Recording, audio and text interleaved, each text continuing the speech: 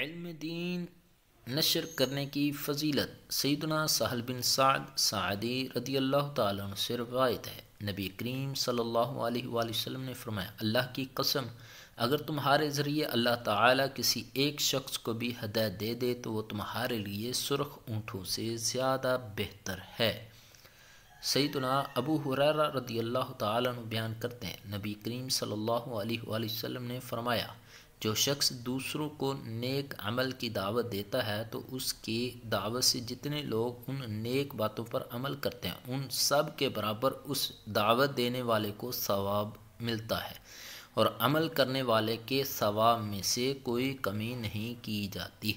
سیدنا ابو امامہ رضی اللہ تعالیٰ عنہ سے روایت ہے، نبی کریم صلی اللہ علیہ وآلہ وسلم نے فرمایا، بے شک اللہ اور اس کے فرشتے اور آسمان اور زمین والے یہاں تک کہ چونٹیاں اپنے سوراخ میں اور مچھلیاں اس شخص کے لیے جو نیکی اور بلائی کی تعلیم دیتا ہے خیر و برکت کی دعائیں کرتی ہیں۔ امام عبداللہ بن مبارک رحمۃ اللہ تعالی علیہ فرماتے ہیں، مجھے نہیں معلوم کہ نبوت کے بعد علم دین نشر کرنے سے زیادہ کوئی بہتر عمل ہے۔ امام ابن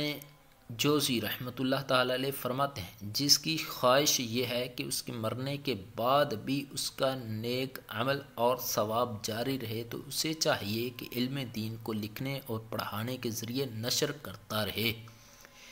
امام ابن قیم رحمۃ اللہ تعالی علیہ فرماتے ہیں، علم دین کی سخاوت اور اسے خرچ کرنا سب سے بلند اور اعلیٰ درجے کی سخاوت ہے، اور علم خرچ کرنا مال خرچ کرنے سے زیادہ بہتر ہے کیونکہ علم مال سے بہتر ہے۔